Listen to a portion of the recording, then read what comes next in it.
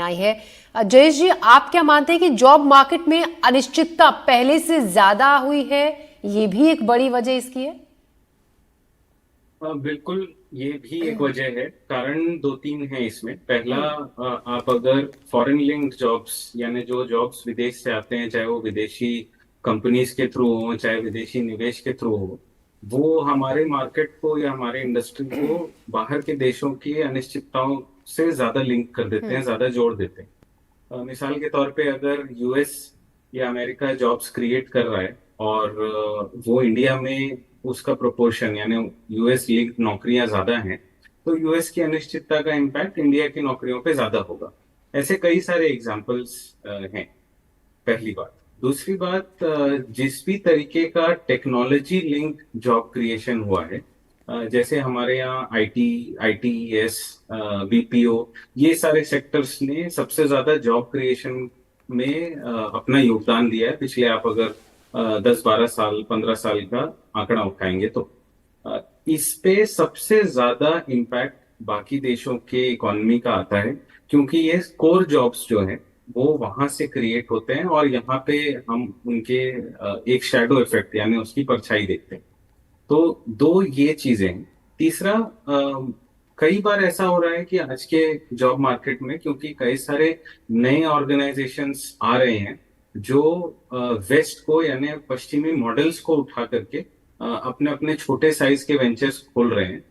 कई बार वो सस्टेन नहीं कर पा रहे हैं, क्योंकि या तो उनके पास ब्रांड नहीं होता है, या तो उनके पास इंफ्रास्ट्रक्चर नहीं होता है, या वो कई बार लीगल केसेस में फंस करके अपने इंस्टीट्यूशंस को बंद कर देते हैं। हम्म। इन तीनों चारों केसेस में नेट नेट रिजल्ट ये होता है कि जो लोग नौकरी करना चाहते हैं इन सारे वेंचर्स में, वो कर नहीं पाते, या तो वो भुगतते हैं, उनका हाथ जल जाता है, इस तरीके का कुछ।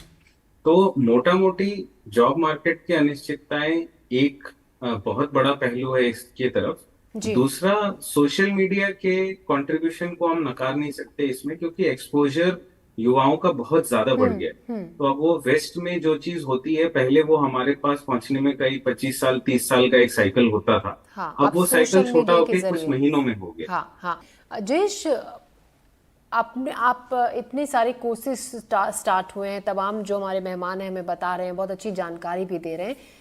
अपने देश के साथ साथ कुछ ऐसे भी लोग होते हैं जो बाहर जाकर कुछ अपनी नई शुरुआत करना चाहते हैं।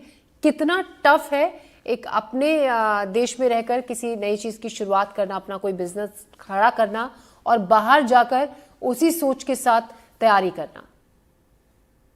तो इसको देखने के दो नजरिए हैं, हाँ। मैं दोनों के ऊपर थोड़ी थोड़ी रोशनी डालता हूँ। पहला, हमारे देश में ही रहकर अपने बिजनेस को खड़ा करने का सबसे बड़ा फायदा यह है कि आपको मार्केट की, कंज्यूमर की अंडरस्टैंडिंग नेचुरली जी। होती है। तो आप प्रॉब्लम को बेहतर तरीके से समझ सकते हैं, सॉल्यूशन उसमें फिट होगा या नहीं उसको और अच्छे से समझ सकते हैं। जी।